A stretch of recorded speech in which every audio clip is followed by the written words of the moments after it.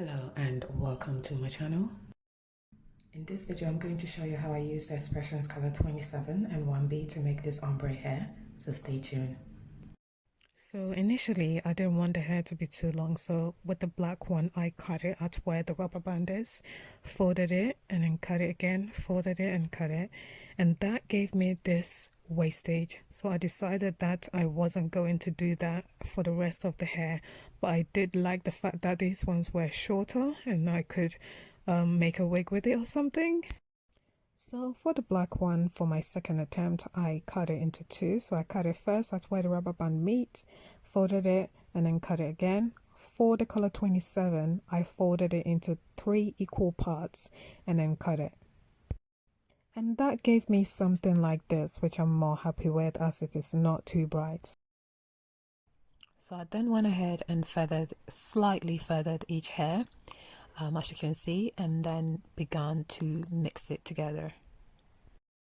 So I use a wide tooth comb to comb through it regularly just to make sure that it doesn't tangle up, and then I began to mix it as you can see here. Basically you can start off using smaller chunks. Mine is it's not so small but quite small, and then begin to mix it as you can see. So basically by doing it in smaller chunks, you're able to customize the color, like the shade that you're trying to go towards, whether you want to go on the brighter side or the darker side, and comb through regularly as well. So as you can see, this shade looks really nice, but I'm going to continue to mix it to ensure that I get it blended properly.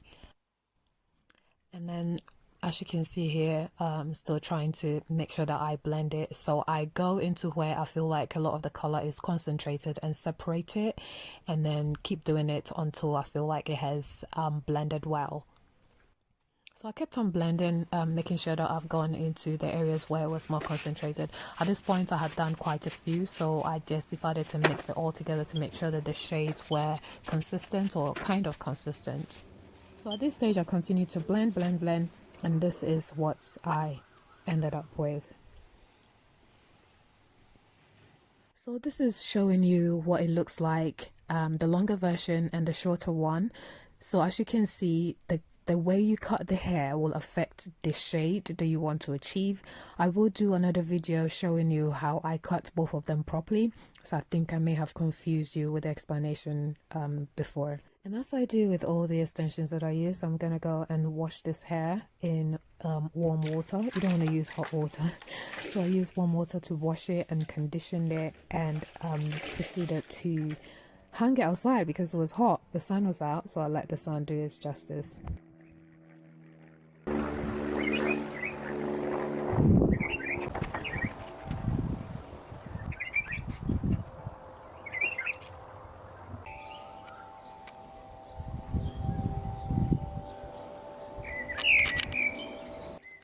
Once they're on the rack, I comb through it just to make sure that if there was any tangling, it would be out by the time it was dry. A quick side note, by leaving it in the sun, it did not change the texture of the hair as it would if you had put it in hot water, so no worries there. So I kept an eye on it every now and again just to make sure that if it was dry then I can bring it in, and I also combed through it quite regularly as well because it was quite windy and I didn't want it to tangle from the wind blowing it up and down, and also just to make sure that if it was raining I can bring it in because the UK weather can change at any time. So because I left it in the sun, it dried a lot quicker than it would have if I had left it indoors, and obviously during the winter months you will have to dry it indoors and it will take a lot longer to dry. So this is how the hair looks once it's dry, and initially I said I use warm water, but I use more of like on the cold side than warm hot. So if you're going to do that, make sure you use more on the cold side and not hot, because it would change the texture of the hair.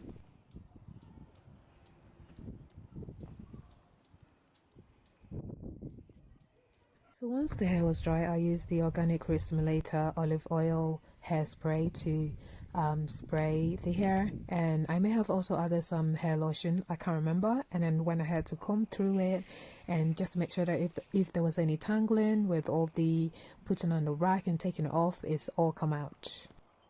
In regards to what comb to use, I mainly use the wide tooth comb because it was easier to work through it, but sometimes I did use the brush, especially when I was blending the hair. But you can use whichever one works for you.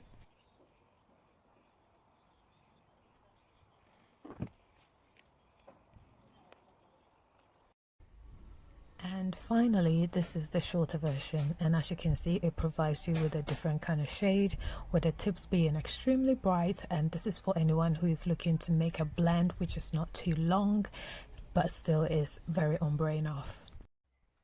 So all in all, I am very happy with these two different blends that I've made. I mean, it's the same but different length. They will fulfill different purposes. I'm going to try and make a wig with a short one. It's taken quite a longer time, and I used the longer version for some twist and braid. So I will insert some pictures or do an additional video just to show you what I managed to do with those two.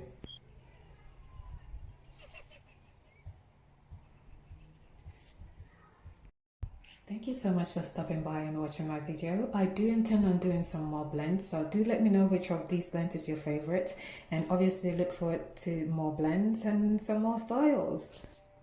Until next time, it's goodbye from me. Stay safe and take care. Goodbye.